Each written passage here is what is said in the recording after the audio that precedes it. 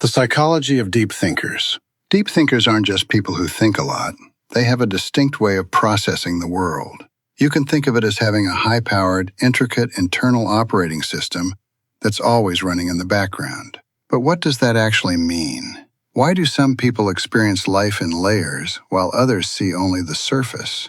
And what makes deep thinkers feel different, sometimes gifted, sometimes misunderstood? Today, we're breaking down the real psychology of deep thinkers in the simplest, most human way possible. Most people experience life in headlines.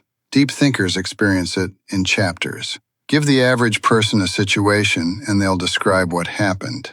Give a deep thinker the same situation and they'll describe what it meant, what it revealed, the emotional undercurrent, the hidden patterns, and the possible future consequences. This ability comes from a cognitive trait called metacognition, thinking about thinking. Deep thinkers don't just live life, they examine it. They're like detectives of human behavior. Nothing is just a coincidence. Nothing is random. Everything is a clue. This is why they often connect dots others miss. They see patterns in people's actions, in relationships, in business, in society, because their minds don't settle for the obvious. Imagine two computers. One runs basic tasks. The other runs multiple programs, background scans, data analysis, and pattern recognition, all at the same time. That second computer? That's the mind of a deep thinker. This layered processing explains three things. 1. They pause before answering, because they're running internal simulations. What are the implications? What's the deeper truth? How does this connect to what I already know?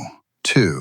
They feel mentally drained in shallow environments. Small talk, gossip, rushed thinking all feel like low-bandwidth tasks to a high-performance system. 3. They're slow to form opinions, but once they do, they're solid. Deep thinkers don't jump to conclusions. They gather, analyze, reflect, and then decide.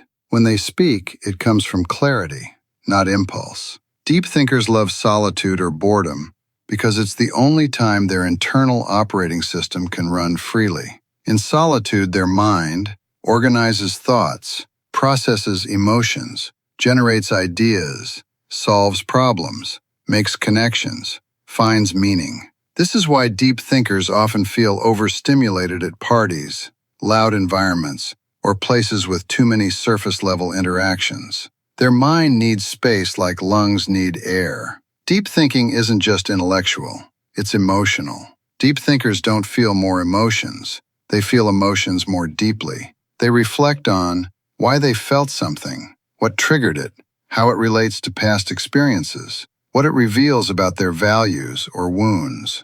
This gives them incredible strengths: empathy, emotional intelligence, self-awareness, creativity, wisdom beyond their years. But it also exposes them to challenges: overthinking, emotional overwhelm, questioning their identity, replaying memories too intensely, carrying burdens that others don't even notice. The same depth that makes them compassionate can also make them conflicted. Deep thinkers naturally attract and connect with people who can go beyond the surface, explore emotions, discuss ideas, share vulnerability, reflect on life, dream boldly, navigate complexity. To them, quality matters more than quantity. They don't need a large circle.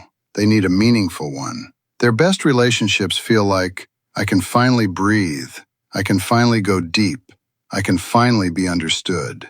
That's why deep thinkers might have many acquaintances, but few true friends. So if you're different, if your mind goes deeper than the world expects, if you're misunderstood for seeing meaning where others see nothing, just know this: deep thinking is not a flaw. It's a gift that allows you to understand yourself, understand others, and understand the world with clarity, empathy, and depth.